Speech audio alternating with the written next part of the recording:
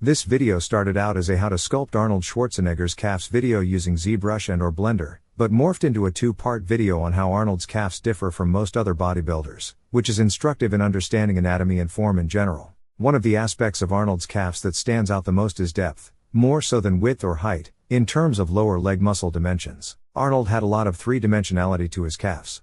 His gastrocnemius insertions looked a little on the high side from the front but looked lower from the back.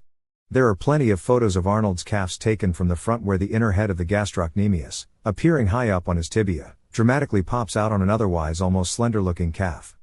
This is not to say that Arnold didn't have some of the best calves of all time. He did, and we'll get to that. For contrast, take a look at these front shots of James DeMelo's and Erik Fankhouser's calves. They had different shape and development of the gastrocnemius, but the development of their non-gastrocnemius muscles is notable. Here's an MRI picture taken mid-calf, from Target Bodybuilding by Paritesh. If this MRI is any indication, the non-gastrocnemius muscles make up the bulk of the lower legs and obviously more so as the gastrocnemius stops and the Achilles tendon continues towards the ankle. DeMelo's and Fankhouser's calves had extreme thickness from knee to ankle. Arnold's calves were more gastrocnemius dominant. Arnold's calves looked like they had lower insertions when viewed from the back, versus higher from the front, as opposed to DeMelo and Fankhouser, whose calf insertions appeared lower, aka longer, regardless of either perspective. In addition to fullness, these shots of Arnold's calves from the back also show great depth. Notice how his lower gastrocnemius fall off into extreme shadow. These photos all had a strong overhead light source which accentuate the strong drop-off where his gastrocnemius met his Achilles tendon.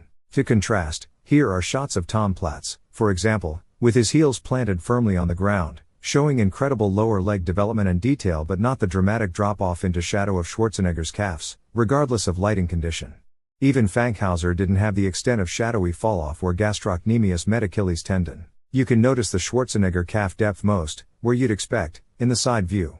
Arnold's calves were much narrower near the knee but bowed out tremendously in the back. He had knee joints of a stringier athlete mixed with sudden, jarring mesomorphic attributes arcing out. Schwarzenegger's calves were gastrocnemius dominant whereas, in this Fankhouser calf photo, his soleus sticks out more than his gastrocnemius. Arnold had a big mass that was his gastrocnemius, then there was everything else. Fankhouser, to contrast, had such overall mass that, his lower leg muscles blended in more with each other. But that knee to ankle muscle thickness takes away some of the aesthetics. There's no defined peak but a continuous arc, as seen in this front view. In the next installment, we'll try to make sense of Arnold's unique, maze-like gastrocnemius and why his calves appeared to have higher insertions when seen from the front.